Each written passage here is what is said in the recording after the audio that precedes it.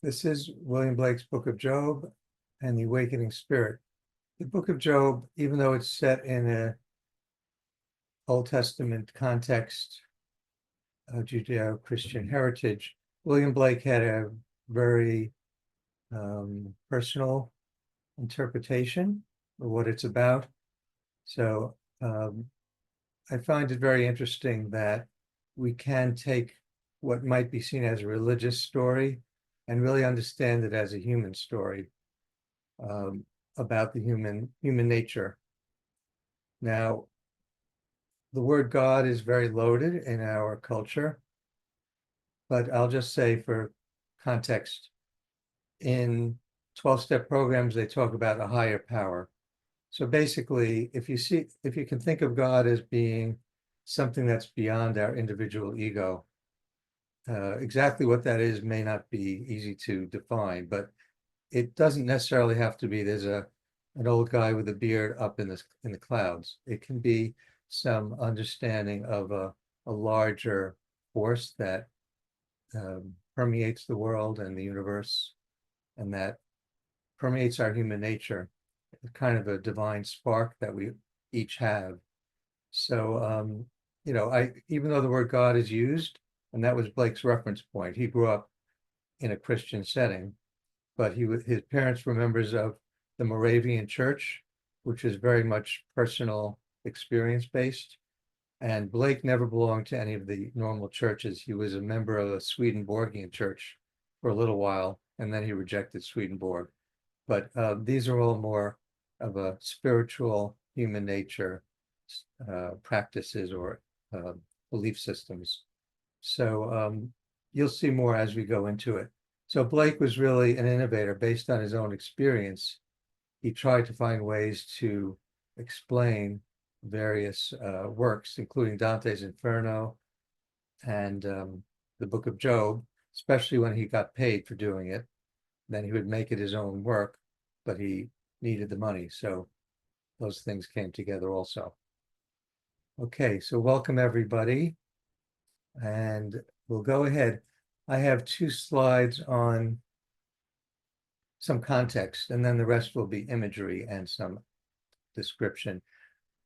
This is a little lengthy, but William Blake despised some painters, including Rembrandt, because he felt they were painting the physical world, not the world of spirits that drives humanity.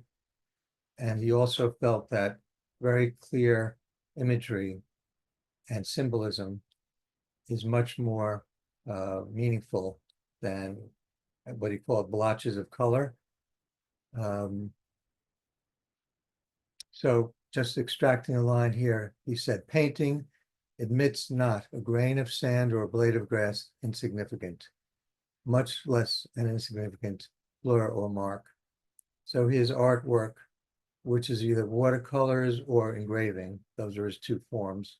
He didn't do oil except, I think, one painting at the beginning of his career. But he did watercolor and he did engraving. You'll see both. But he used a very clear imagery and symbolism to convey a spiritual human message. So that's his theory of painting. The Vision of the Last Judgment was a giant painting he made, which later got lost forever. No one knows where it is. But he made a catalog, and this is part of the catalog for an exhibition he planned. He wrote about his theory of art. Okay, so the other thing is I wanted to include sort of his theory of life. And I picked these 2 quotes as being relevant to the artwork that we're going to see. Maybe many of you have seen either one or both of these quotes. So Blake was a natural mystic. He didn't really have any support in his insight. He had to develop it all himself, which I think held him back a bit. There are systems of wisdom that are very sophisticated, but he didn't have access to those. And he developed his own language of symbolism in art and words. And but the first poem here is part of a much larger poem, explains his experience of the world, including a statement about eternity in an hour. He was very clear that eternity is not some place we go to where we live forever, kind of in our body, but feeling good all the time, and we're in eternity. But eternity is something that happens in the moment, or for an hour, or for a day, or forever in our lives. It's not some eternal length of time, but it's timelessness, you could say, when we go beyond the limitations of time and place. Same with infinity. As you can see, if you fully see a grain of sand, it's an amazing object. And a wildflower can bring up a feeling of being in heaven. So this is the way he sees certainly religious ideas as well. And the other one, the Doors music group, based the name of their group on this quote, which was used by Aldous Huxley as well. The doors of perception. So the music got to be called The Doors. But if the doors of perception were cleansed, man would see everything as it really is, infinite, rather than being closed up. Excuse me for a second. So, any questions or short comments about that? Peter says he's familiar with the poetry. Great. The intro to Auguries of Innocence is one of my favorite go-to distillations of how I think people should approach life. Long story short. Yeah. I mean, I mean, well, so often they look at the material world and the mechanisms and they think that's all there is, but it's clearly if you can't even see what's in long story short, people don't appreciate what really exists. Long story short. Yeah. Yes, I agree. And you're referring to the first four lines of Auguries of Innocence, which are these four lines, and then there are a lot more after that, which is Sure. expansive. But this is, I agree, it's like a great distillation of a very focused expression of his experience of the world. And you can connect these two quotes because when your doors of perception or the mind is cleansed of confusion and clinging, using a Buddhist term, when you let go of clinging and are able to open, we can see all these beautiful things in a grain of sand or a flower or a bird flying, etc. Yeah. Okay, good. So let's keep going. And maybe we'll reflect for about 10 seconds on something beautiful you've seen, maybe more than usual. When we're in a good state of mind, when our mind is wide open, everything looks more beautiful and real.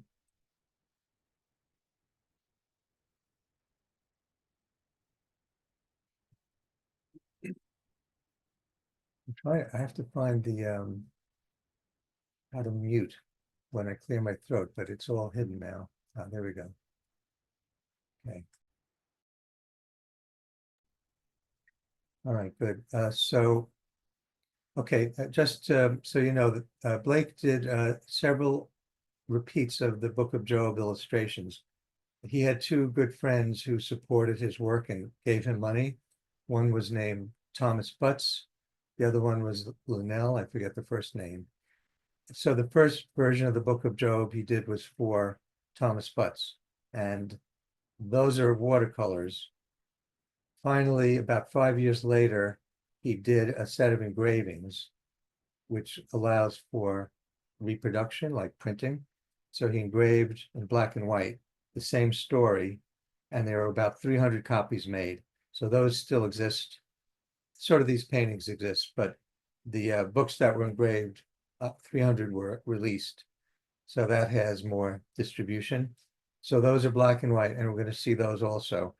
I felt like the watercolors are a little more visible at times, but also you'll notice a few things changed. He changed some of the symbolism or emphasis in those 5 years between the watercolors and the engraving. But in most cases, they're very similar. So here's, Job was called perfect, upright. He was one of the wealthiest people, if not the wealthiest person in the east of Israel. He had 1,000 cows and thousands of livestock and employees and a tremendous amount of land, very wealthy and successful, very respected. And he was a virtuous, perfect, upright person. And you can see his family all praying together, kneeling piously, living a perfect life. When you see the word perfect, you have to be a little suspicious. Just a little clue of what's coming. But Job didn't quite see it coming, but later you find out he was worried about it all the time. Like, is this it? Everything's going to stay like this? I've got it under control. And he always had these doubts, showed later. So as far as symbolism, notice they're not playing the instruments, which are up in the tree there.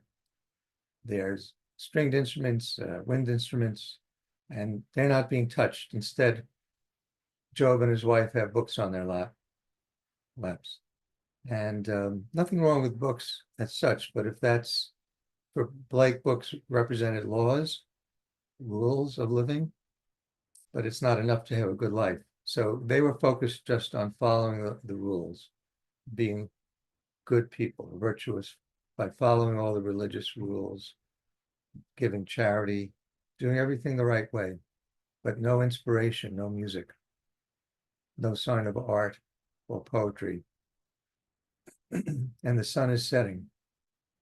So this phase of his life is ending. I have a question. So you said being virtuous by following the rules. Yeah. Do you personally think that virtue is not transcendent to virtues are not transcendent to what has been written down? I feel that real virtue is not based on rules. However, it will tend to be following the rules, but will break them if it's good for people.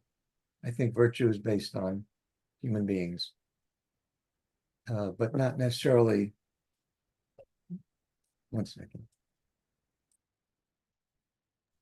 Not necessarily breaking rules because you have a selfish need to break them, like speeding down the highway at 100 miles an hour. That would be not virtuous. But if you have to rescue someone and you race faster than the speed limit, I think most of us would understand that. Obviously, that's a kind of a clear example, but there are many cases where we might break a rule because there's something of higher value. Okay, does that answer? Yes. Yeah, thank you. Yeah. So it's not that the rules are bad, but they shouldn't define who we are or how we see life. All right. Good question. And this is the engraving. It's pretty much the same.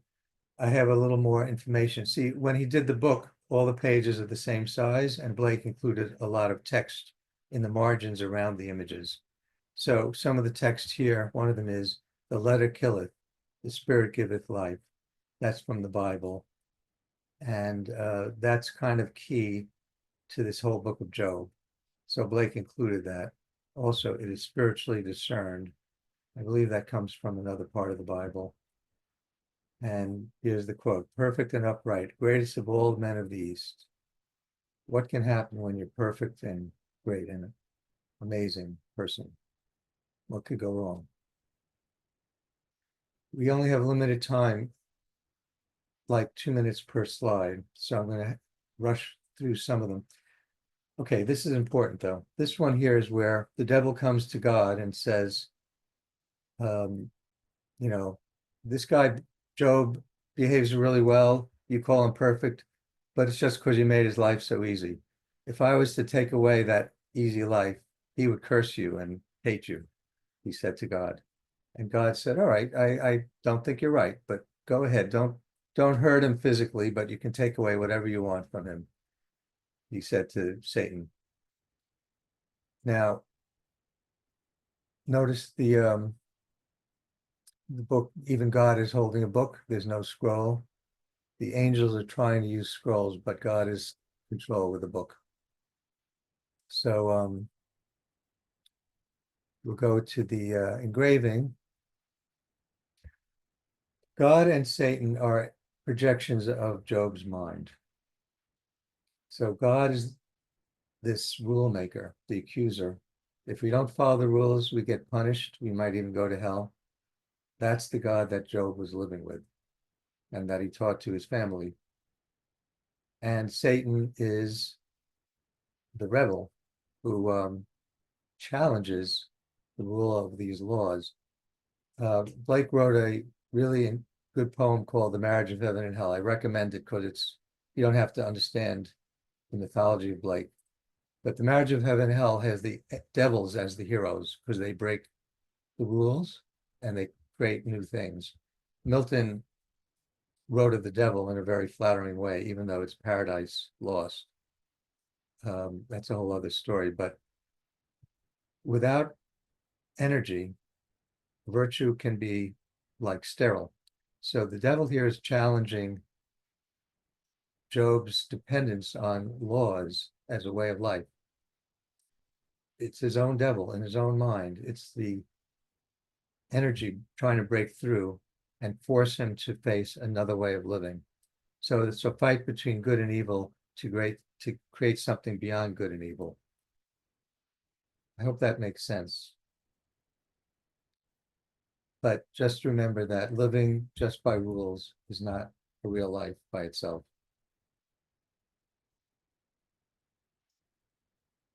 So Satan kills his children first. Now, there's a subtext in the book of Job itself. This is not dependent on Blake. The children were partying all the time. The 7 sons and 3 daughters, they had, this is open to interpretation, they had mistresses, they had children illegitimately. They broke all the rules. And Job would just not even he didn't want to know. He didn't want to know. The Bible says he would make sacrifices in case they were misbehaving, but he didn't check up on them or do anything. And finally, the accuser in him killed them off. You're dead to me. So even though the Bible says they were all killed, it actually meant spiritually he could not connect with them. He condemned them. They were dead to him. Now his family, his children are gone. His wife was not gone, but his children are all destroyed because they were doing the wrong things in his book.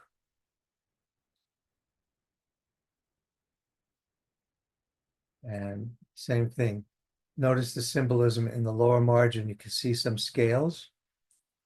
That's the serpent of materialism starting to appear. So in this path that Job is on, initially it's a path of destruction, but it's also a path of awakening. Materialism was hidden. He felt that he was a good person, everything is right. That's called syntonic, ego-syntonic for psychotherapists. It matched his ego, everything was okay. Now he's starting to, his world now has materialism versus spiritual, loss and gain and pain and material. So it starts to appear in the lower margin there. And this is a messenger. Again, a symbol is the messenger is raising his left hand, which is materialistic. The left hand is material. But notice the crosses, stone crosses above Job and his wife. Blake called those druidic. The Druids believed in human sacrifice, killing people to sacrifice to some gods. This is pre-Christian, pre-Jewish. The Druids were an ancient people, but they had human sacrifice. So Job is not, and his wife are not free from that yet. They're under the cross, the stone cross. All right, we'll keep going past this one. So now Job is still not cursing God. So the devil says, all right, let me give him some pain, personal pain. And God says, okay, just don't kill him. You can do anything you want, just don't kill him.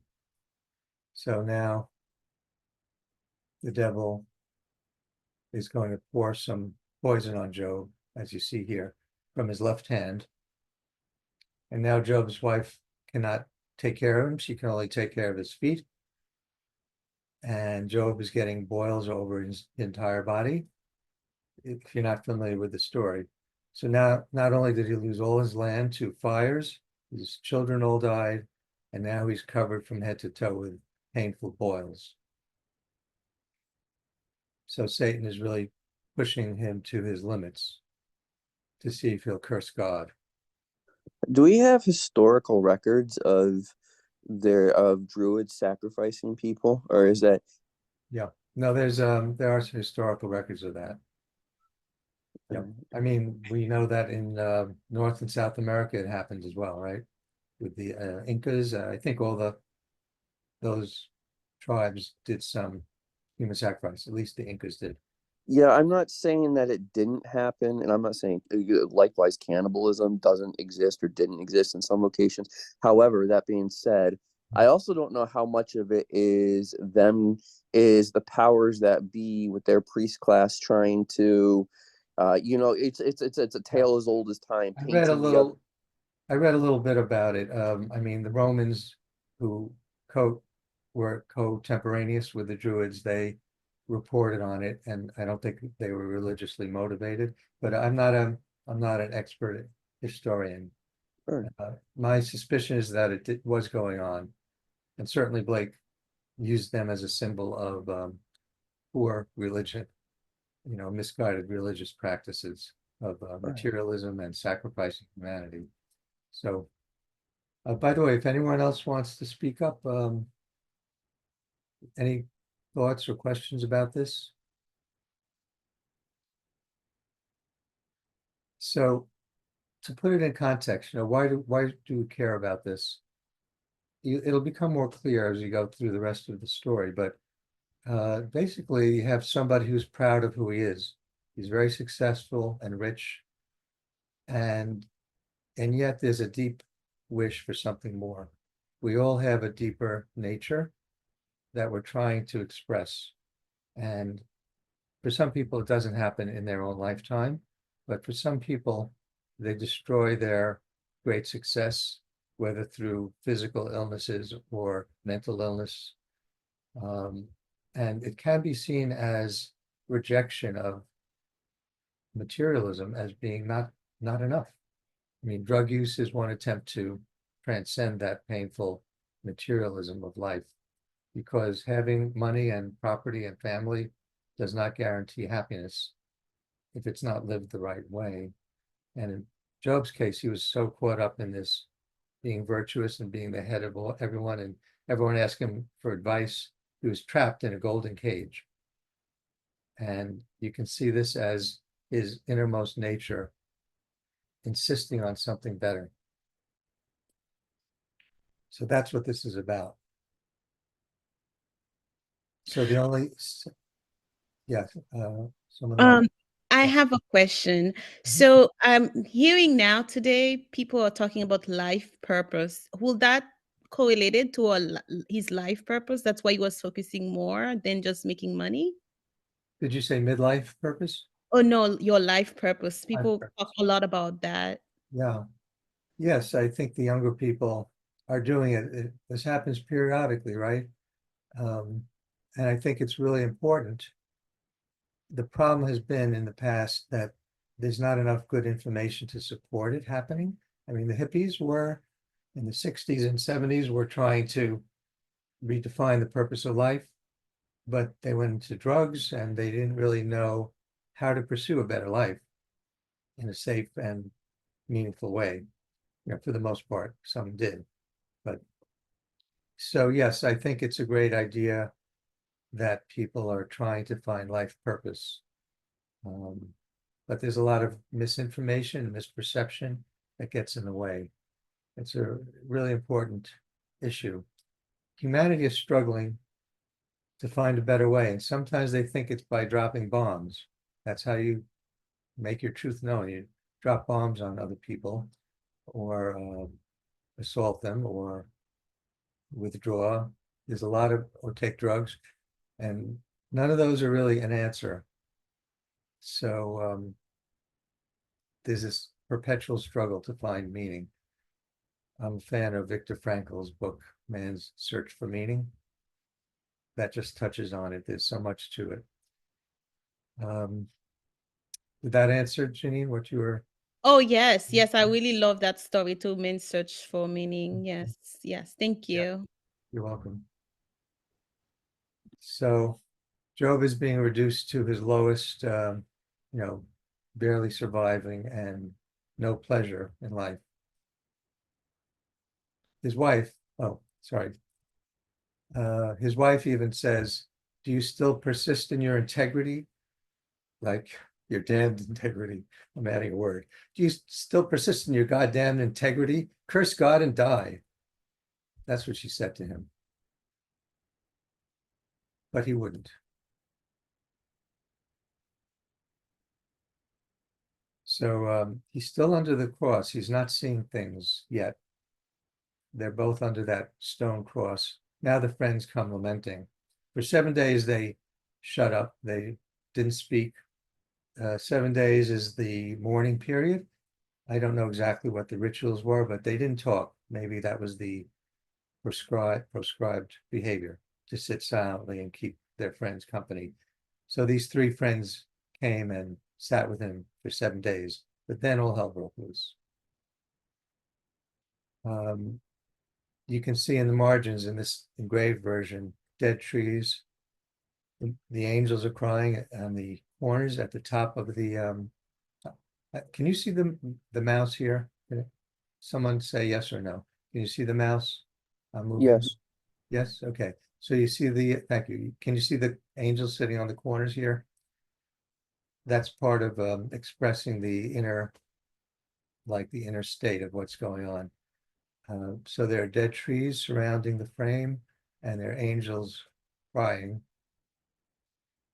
And they're still beneath the stone crucifix. It's hard to see them crying, honestly. Well, yeah, that's true. But their heads are down, like they're like this, their head holding their dejected. dejected, at least. Yeah. It's not clear that they're crying. I agree.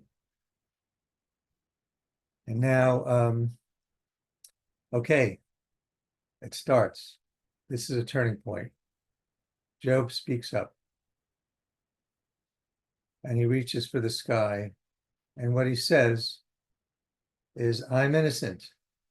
God, if you have anything against me, prove to me why I'm being punished. He doesn't take it lying down. He doesn't say, I'm sinful, forgive me. This is an interesting dynamic because being too self-effacing is not wisdom either. The three friends are bowing down in humility of a kind that's not really productive, and his wife as well. But Job is not bowing down. He's speaking up for himself. And this goes on and on quite a bit. He explains why he doesn't deserve this. He wants God to explain himself. So maybe there's some pride there, but perhaps it's wisdom as well. Like, I want to know what's wrong. I'm not just going to say, I'm sorry.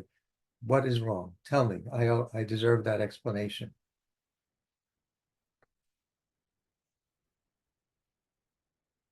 And here's where he says in the book of Job itself, for the thing which I greatly feared has come upon me. I was not in safety, neither had I rest, neither was I quiet. And yet, I don't know how good the translation is, yet, or and maybe, and trouble came. The sun has disappeared. But this is progress because he now realizes he was never in a good place, even with all the outward appearance of a good life in every way. His inner world was dark. And now he's facing that darkness and realizing what he always feared. He said, is this real? Is this right? He always knew something was missing. It's very interesting. In Buddhism, it's called not just suffering, but dukkha, meaning insufficiency, that life is missing something. What are we missing? Why is it not enough? On having parties, I eat well, I have people around me, but something is still missing. That feeling can be stronger or not as strong, depending on many factors. But how do we solve that knowledge that we're not completely at peace? How do we overcome that?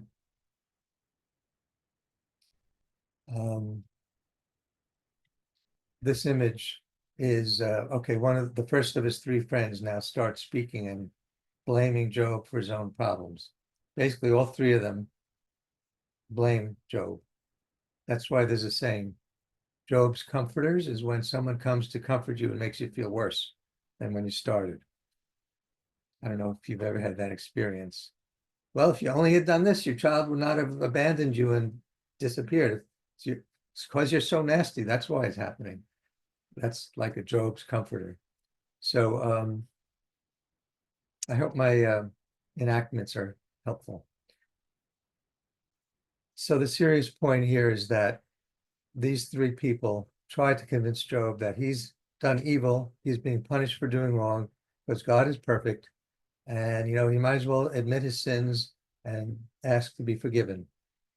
And the first friend who's speaking says, here's God, he's very scary. He punishes people and gives them nightmares at night. I think it's the artwork itself is, where's image 9? There it is. The artwork itself, if you noticed, to me, is very striking.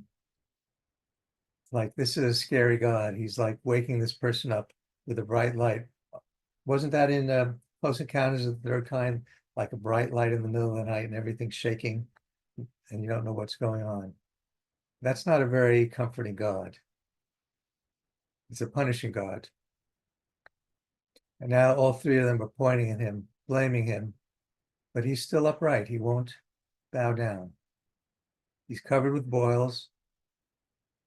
His wife is even having doubts. She's looking at him with doubt in her eyes. But he asserts his innocence and says, tell me what I've done wrong. But even these three friends are symbolic. They are the accusers in Job's mind. Like, maybe I'm not right. There's something I'm doing wrong. They're not accurate in what they say, but they're speaking his own conscience is bothering him. What is wrong? I must have done something. Why is this happening? So that's his unconscious voice speaking. So the friends are blaming him. Who was the fourth? Who was the fourth? The fourth person? Yes. Elihu. Right. He's in the next couple of images. He's a young person who spoke after the three aged friends. Right. Yeah, you'll see him in a minute. Notice again the symbolism. I like the workings of Blake's mind. Now the angels are chained down. They're chained to the serpent. You can see the scales of the serpent. And the chains are chaining the angels who are trying desperately to cling to their high spot there. It's almost humorous, right? The angels are being pulled down by materialism, trying to stay up there. And notice this vision of God also has a cloven hoof here. So he's actually the devil pretending to be God. And these are little assistant devils pulling Job down into hell. And this is all, and notice the 10 Commandments. God is pointing to the 10 Commandments. Meaning you're evil, you deserve to go to hell, you're being punished. That's the vision of the punishing God that the three friends at least believe in, and even Job believed in that as well. That's why he was so virtuous, to stay on God's good side, follow the rules. So you can see the serpent wrapped around God. So the true nature of God is starting to be seen. This God is not the true loving God, but the condemning God. Notice, by the way, he looks just like Job. This is Job's projection of himself. Again, it's his internal voice. He looks just like Job. His face. He starts. I'm sorry to interrupt again, but did Blake's interpretation sort of defy the actual moral of the story, which is to yeah, I mean it's or the teaching of the story, which is that God, unfortunately, we live in such a complex universe. Suffering is unavoidable, but then to then know that story or know this story and then still impose on it a duality of like to disregard that that's part of the moral of the story and say that, oh well, the God is both the devil and the good God. I mean, that denies that that unfortunately we live in a universe in which it's unavoidable. Suffering's unavoidable, and we with our meager minds can't comprehend the full extent of how that of the impossibility. I'm sure you're familiar with the Epicurean paradox, and that so to try to impose that duality knowing that it's unavoidable, it's like it's unfair almost, and it's an unfair not accusation but against God for or our creator for the unavoidability of that existing. Okay, good. Good question. He's not saying that Blake is Blake is not saying that God is good and bad. He's saying this is the material side of God. It's like spiritual struggle is a good thing. But when it's lived out in the physical world, it becomes destruction because I'm right, you're wrong. I'm wiser than you. I'm going to hit you or whatever. So, and these are things that are somewhat intangible because the physical world is not evil either, but attachment to a material. You said at the beginning, Samuel, that people don't see the material world in its inspired way, that it really exists. And that was the quote at the beginning about, if the doors of perception were cleansed. So Blake is trying to, and the book of Job, I don't think it's contradicting. The book of Job does not have a clear moral, actually. It's not stated that, I mean, you can deduce a moral, but it's not clearly stated. So he's not going against it. I think what Blake did quite well, I think, is get to the hidden message that is not totally clear to most of us, who just read it. It's like his family got killed, he suffered like crazy things, and then God said, okay, it's over, now you're good again, have a nice life. I mean, that doesn't make too much sense, but there's a lot of, if you read it as a symbolic, spiritual, mythological story, it makes a lot of sense. And that's what I'm trying to make clear here. And we're going to get more to it also. So it's a good question, but no, he's not saying God is bad, but it's a different kind of a non-dualistic God, loves and forgives equally. So, I mean, that's more like a New Testament God. I'm not an expert, I'm not a biblical scholar, but there's a lot here. And I don't think the Christian imagery is 100% consistent in general, but Blake made the best of it that he could. Judeo-Christian, I should say, because Blake brought in New Testament ideas into the old story of the Book of Job. So I don't think that imagery is ideal, but Blake put a lot of truth exposed a lot of truth in that story. All right, let's go on. And then if there's more to that question, let's look at it again. Does anyone else have a comment or question? Any thoughts coming out from all this? The nature of suffering, why we suffer. There is a concept that pain is unavoidable, but suffering is avoidable. Suffering is what we add to pain. I'll give you a quick analogy and then we'll go ahead. When a child very young child, let's say 4 or 5 years old, gets an injection, a vaccination, they usually cry. The pain, right? And they'll cry. Most adults don't cry. The pain has not changed. So the pain is part of life, but the suffering is that crying and feeling hopeless, miserable, depressed, anxious. Those are suffering. Pain is inevitable. Sickness, old age, death.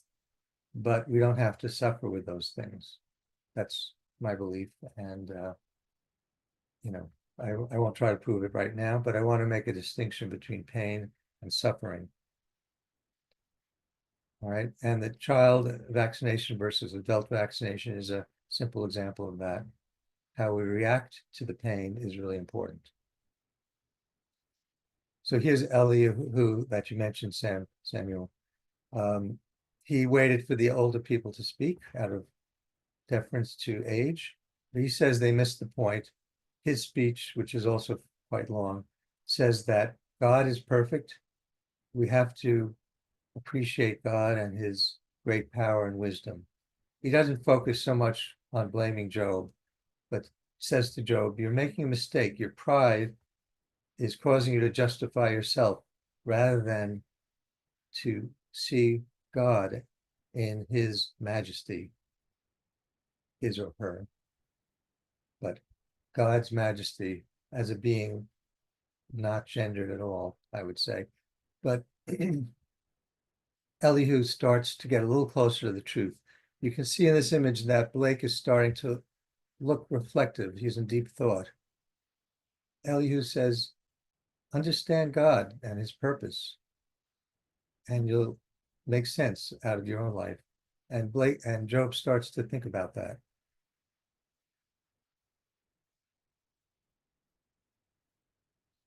So at the bottom, the friends are under a stone cross, but now Job and his wife are under the open sky. So they're starting to get into a better place. You can see that the stone cross here, and now Job, his friends, and Elihu are all in the open sky. So Elihu's message is a bit closer to something inspiring. Down here you can see humanity sleeping. Job is still asleep, but the angels are streaming actually up in both directions. They're trying to wake him up. There are many angels here streaming up in the margins, trying to wake up the sleeping Job from his humanity being asleep. And now God appears, the real God. And again, this is from Blake's viewpoint. God is our own selves, highest nature. And there have been various religions, even within the Christian history, that talked about that. But a lot of that did get eliminated due to the power structure of the churches, and they eliminated certain books that talked about people being divine. But it wasn't totally eliminated. So here, Job is in touch with his highest nature. His highest nature shows. You could say his pride has been beaten down enough that he gives up. He gives up whatever he thought he knew, whatever he believed about himself. It's not that he said, I'm sorry, I'm evil. He just let go. He doesn't know anymore. And then wisdom appears. The three friends have to bow down because they can't take the truth. Natasha wrote, I like the Buddhist philosophy that we each have God. Yeah, with a powerful force of energy within ourselves. Yes, I do. Full disclosure, I do practice meditation, and Zen is, I think, a very sophisticated teaching, Zen Buddhism, that we each have this amazing potential in us, which we can realize to one degree or more or less, but we each have this spark and this capacity of wisdom and love. I do believe that's our real nature, is wisdom and love. And it gets covered over, but it's never lost. I think of it as the sun. The sun is always shining. It may be covered with dark clouds and thunderstorms, but the sun is there. We always have our true nature, which is full of wisdom and love, but it gets covered over, sometimes very seriously covered over. Wisdom and love like the sun. Yeah, I try to come up with good metaphors, and I think that's a pretty close one. So here, the Druidic stones have moved far away. They're not totally destroyed yet, because Job still has not quite realized his own value. But now he's in touch with God, and notice that him and his wife are looking straight at the divine spirit while the three friends are bowed down, and the Druid stones are far away. From this point forward, there's only one more book in the images, both watercolor and engraved.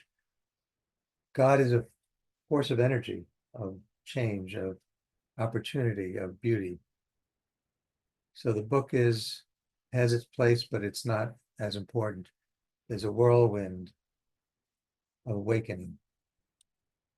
Can you feel it sometimes right now? Can you feel a whirlwind?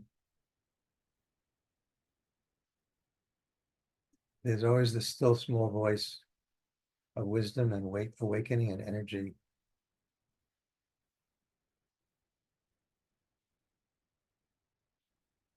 The forest of error has been knocked down by the whirlwind. You can see it here. The trees are knocked down. The materialism, wood is another source of materialism, physical limitations. And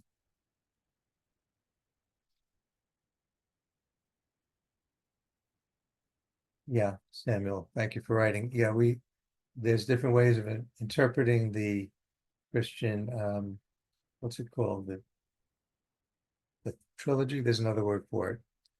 But there was a big debate a couple thousand years ago whether God is superior or they're all the same, the three, the Holy Spirit, Jesus, and God. You know, to me, it's a little academic, but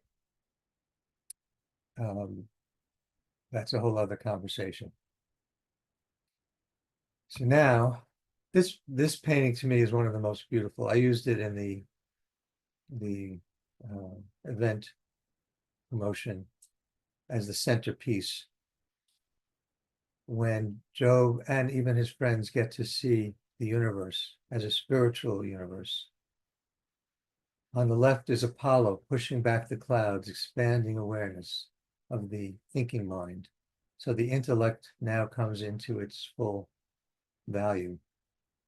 To know things, to experience and understand the world, we need our thinking mind. On the right is the feeling mind, Diana, the goddess Diana, in the night. Our feeling mind is expressed, and at the highest level, above God, are the angels singing with joy. And the line in the Bible this illustrates is, when the morning stars sang together, and all the sons of God shouted for joy. It's a beautiful line of poetry and imagery, whether you believe in any particular religion or not. This is a powerful image, and it really swept me away at various times I've looked at it. As a beautiful portrayal. I just feel Blake's enthusiasm. I might not exactly think in these terms of these three sections, but it's conveying beauty and energy and possibilities. As a human being, we're connected to all these other forces. Are you familiar with Ian McGilchrist? And Gilchrist. Ian McGilchrist? No. He's a neuroscientist and a writer.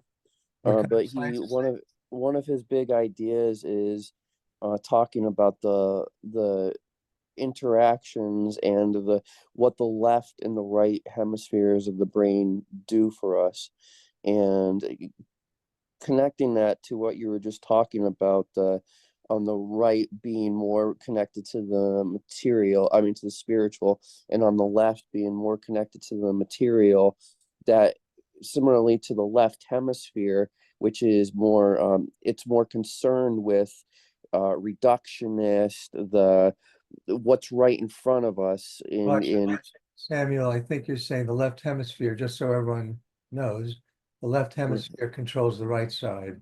The right hemisphere controls the left side of the body. True. Yeah. True. So being right-handed versus left-handed, and I'm a lefty. So maybe that makes me a bit of a rule breaker, or thinking outside the box, but I don't know. I'm a little suspicious. I mean, everyone has this potential. I don't, anything you're opening a very big Pandora's box, Samuel. Like, we could look at the brain structure, but there are practices that work, whether or not we know about our brain structure, to enable us to open our vision bigger.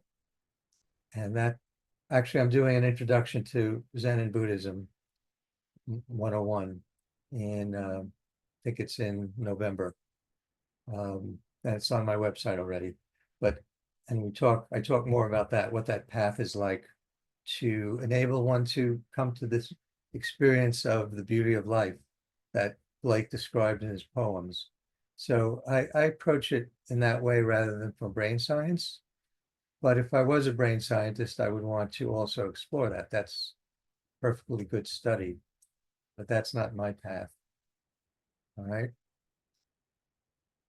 And if we finish all the slides, we can talk more about things. And I do welcome other people to say what's on their minds also. But I appreciate what you're saying, Samuel. If we have time, we can talk some more about it. So above, at the highest level, is what Blake called imagination. That's the word he used, but not imagination like you're imagining things. Imagination is creativity, inspiration,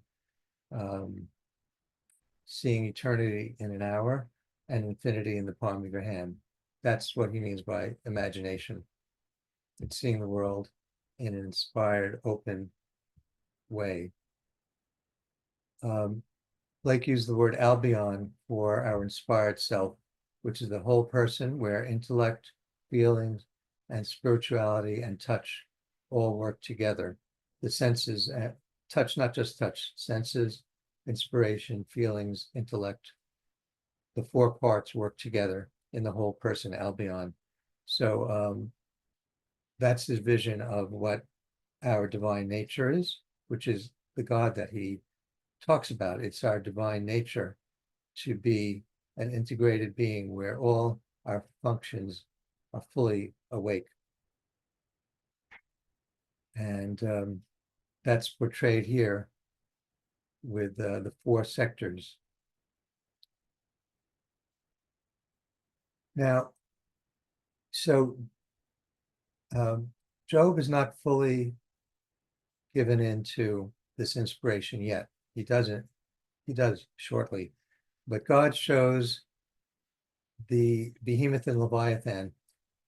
They have been mysterious over time, but what they really represent is spiritual strife. These are forces that are bigger than our thinking mind. That's why all kinds of mystical traditions and religious traditions and personal growth traditions talk about things that are outside of our direct control. If someone has a substance abuse problem and they say, I'm going to control it, they're in trouble, because we can't, through our mental effort, control something that's coming from a deeper place. So these forces are Leviathan and Behemoth. One is on land, one is in the water. And I just find this one quote. This is something that snuck into the Bible despite the efforts of I think it snuck in despite the efforts to sanitize the New Testament. Jesus said, do not think that I've come to bring peace to the earth. I've not come to bring peace, but a sword. I've come to set a man against his father, a daughter against her mother, and a daughter-in-law against her mother-in-law. And a person's enemies will be those of his own household. That's a pretty radical statement. And that's a very spiritual statement.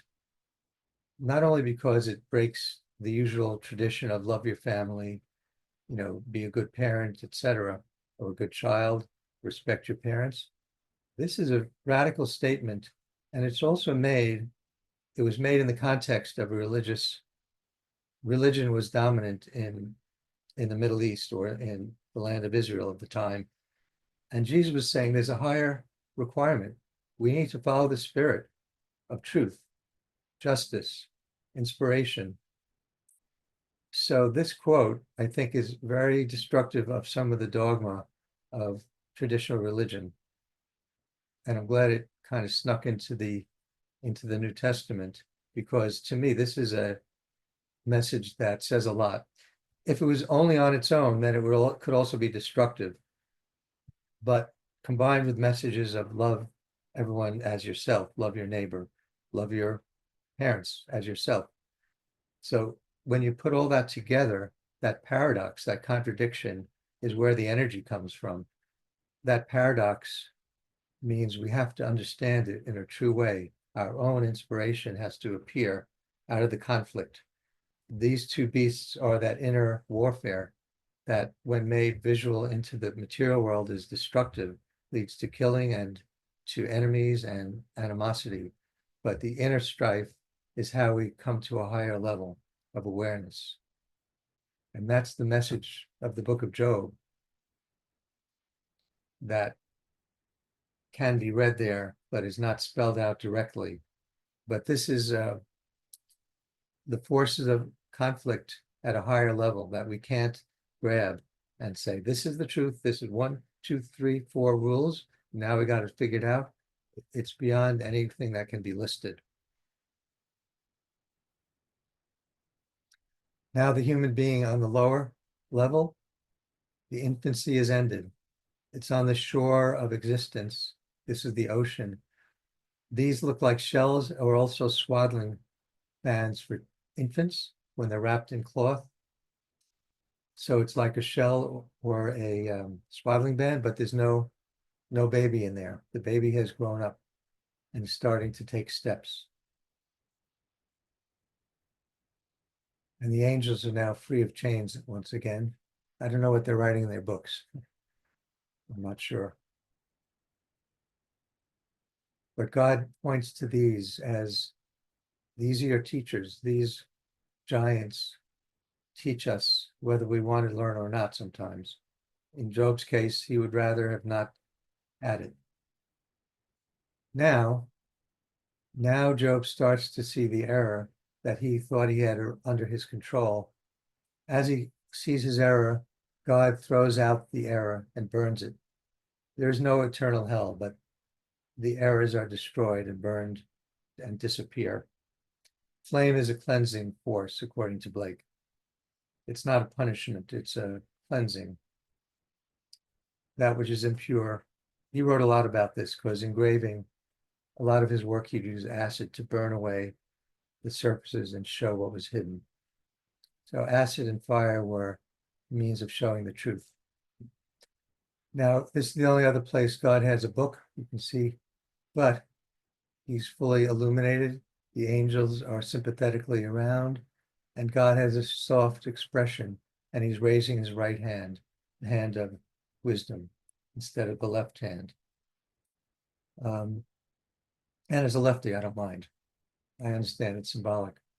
But Blake was trying to be very clear that now laws are transformed into a higher purpose to bring meaning and some sanity, or can't think of a better word, into life. We need some rules. Like if there were no red and green lights driving, it would be very hard to drive safely or know who's supposed to go ahead. We need certain kinds of laws, but within the context of a bigger life. And notice how God is comfortably seated. Previously, he was falling off the throne when he was still a false God. Now he's very stable and centered.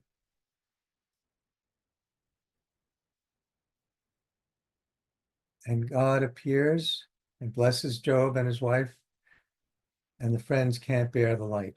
They're not awake enough. Their eyes can't take it. So here's another bit of poetry from Blake. God appears and God is light to those poor souls who dwell in night, but does a human form display to those who dwell in realms of day.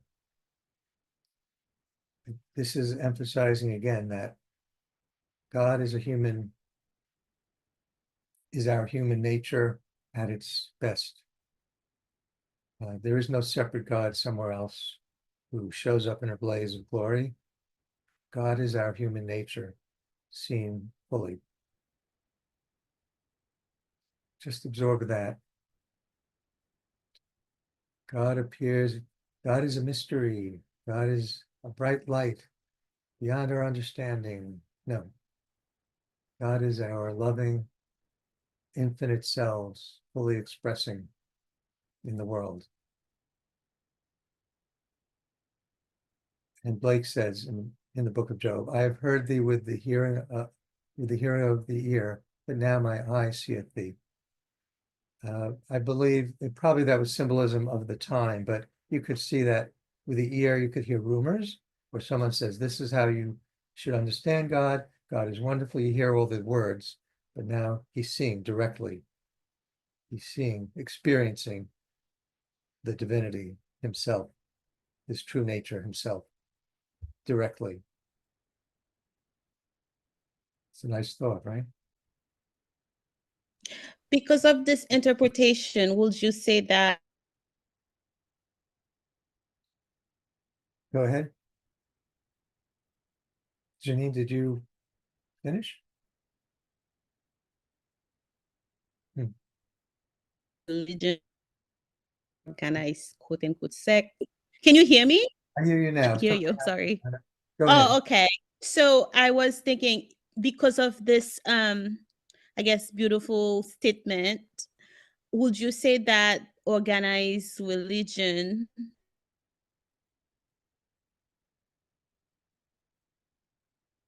I think we lost you again. Type it in the chat. Would I say that organized religion, what? You want to type in chat because I can't hear you.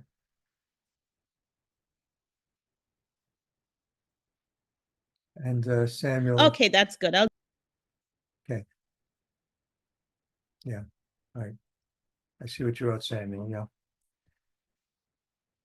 So you're going to type. I'll continue and I'll wait for Janine's typing to appear. Just like God appeared, we'll wait for Janine's typing. Similar.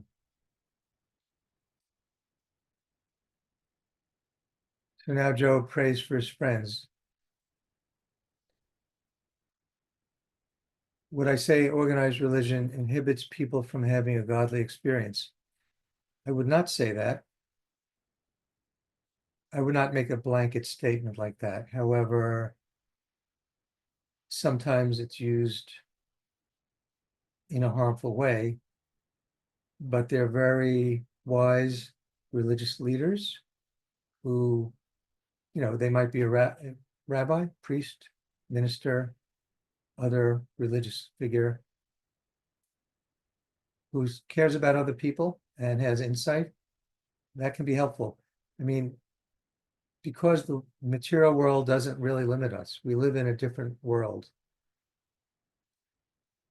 There's nothing that can intrinsically inhibit us from having the right experience. However, that's the absolute statement. There's two truths. The relative truth says we often need support to come to a higher understanding. So perhaps if you go to one church and let's say it's a Catholic church, the priest gives these boring lectures about how people are sinful and they're going to hell. You might switch to another church and you get a priest who talks about kindness and limits and wisdom, and you feel inspired and it helps you. So it depends on the people. We often need some support. And we might find it in an organized religion. To me, to be honest, I think the organized religions have baggage that's not necessary or that might confuse things. However, it is based on trying to understand how to have a better life, a more meaningful life. So I don't want to dismiss that part of it. There's sincerity in these organized religions. So it's a mixed bag. It could be corrupted in some ways, and it could be helpful in some ways. So I think it requires a subtle answer, because you're asking a question that requires more than a yes or a no. Okay. Thank you for the applause, Janine. I never saw that one before. So Job is praying for his friends. He's in the crucifix form, meaning personal sacrifice. It's no longer stones, but it's his nature. He's sacrificing his focus on himself for the well-being of others without diminishing his sacrificing. Yes, Peter. If you want to say something, Peter, let me know. You're unmuted. Oh, no, I'm just listening. All right, just mute again if you wish, if you would. Yeah. Okay, thank Oh, you. Nice to see you again, Peter. All right, so now we go to, by the way, notice here's one difference. In the earlier image, Job is facing outward. It's believed that Job is facing away because he's facing inward in this later imagery, symbolizing that he's looking inside for truth. It's an inward focus as he prays. And notice the altar has material and spiritual. The stone is the material, the flame is spiritual. They go together. There's not a separation.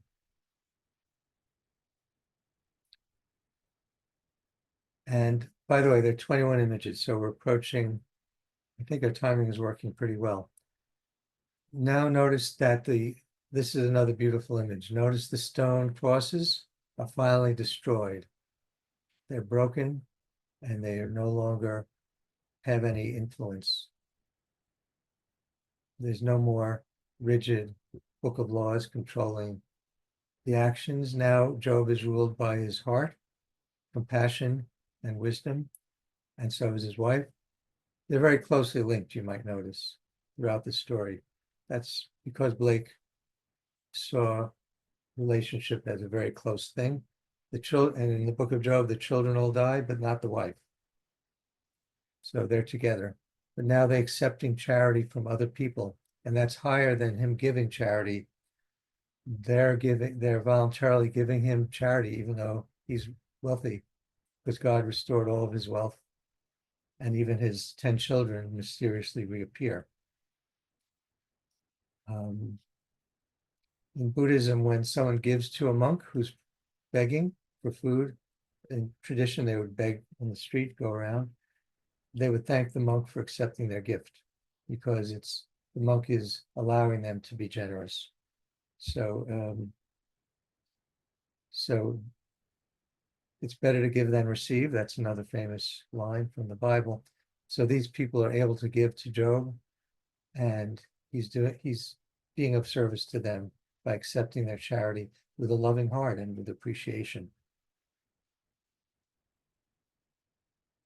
Like so many lessons from the holy books, Abrahamic religions, do you think this was an attempt to try to get people to be able to bypass you're familiar with Maslow's hierarchy? Yes. And if that I mean, it's a model, however, it's a pretty good model. I mean, it's accurate as to what people got to take care of first. But if I disagree with Maslow's model, which is survival is first, right? Yeah, pretty much. You need to take care of your physical survival, and then there are higher things like, I guess, food and water, sex. And finally, if you got everything, your life is good, then you can be spiritual. Right. And again, this is a very condensed discussion, but I think it's upside down. He had it backwards. And Man's Search for Meaning, Viktor Frankl, and most religions would teach we're spiritual beings. That why do people give up their lives for something they care about, whether it's a family member or their nation? Because the highest drive is to find meaning and connection to other people. So I'm sorry to disagree, but I think Maslow's model got it upside down. You definitely just pointed out valid counter examples. Agreed. Thank you. Yeah, if Maslow was right, no one would sacrifice themselves for another person. But the highest sacrifice is to, put other people first. However, I would just actually like to caveat this. Yeah. So, I will agree with you with some people. However, actually somebody in the comments had asked about organized religion. I personally have mixed feelings about organized religion. But if you look at the landscape of people that exist, the platitude, it takes all kinds, right?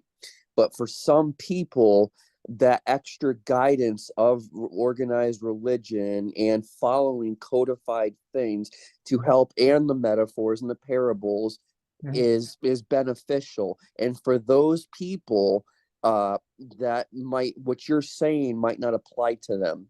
Well, For Samuel, I said I have mixed feelings also, as you said.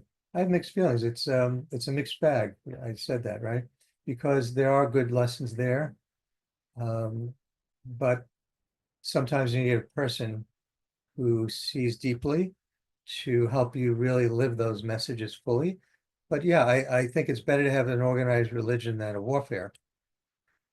But it's a mixed message. It's not a black and white answer. So I think I'm agreeing with you. I did say it's a mixed bag, and it depends on how it's used and interpreted. All right. Yeah, there's beautiful messages of truth, loyalty, not committing harm. All right, are we in agreement, Samuel? yes, sir. I just want to make sure we're Sure. We're friendly. all right. Good. But I think we do agree. So in the margins of palms of victory now in this image. And you can see that with the head bowed, but the upright posture, they're humble, but not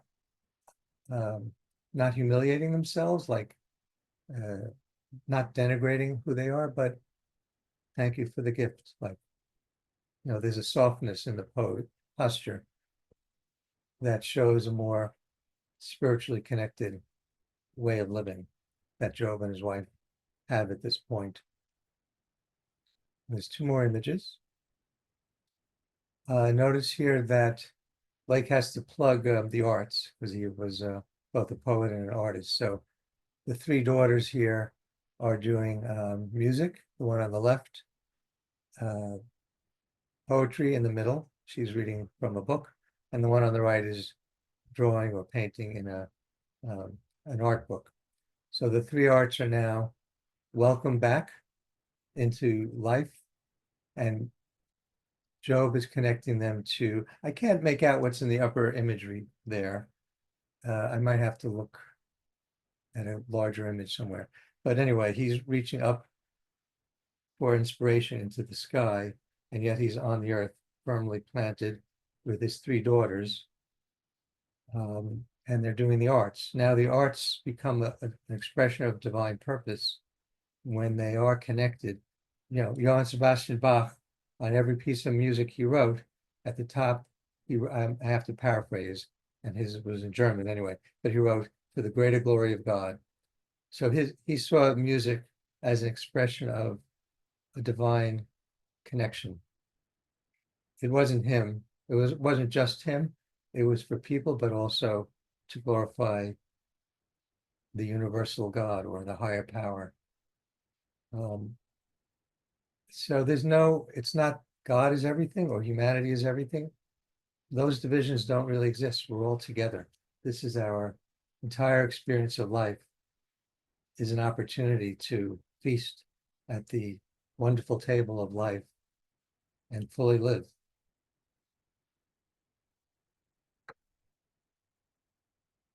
Again, he has his arms outstretched here. He didn't, not so much here, but here in the later image, Blake made it more clear. These back panels you may or may not see. These are parts of the story of his suffering and his awakening and God appearing are in the back of Job. And he's connecting them to his life now by stretching out his arms. The position of self-sacrifice with his daughters around him. And meaning he's not forgetting the lessons of his life. They're part of his who he is now. And let's go to the final one.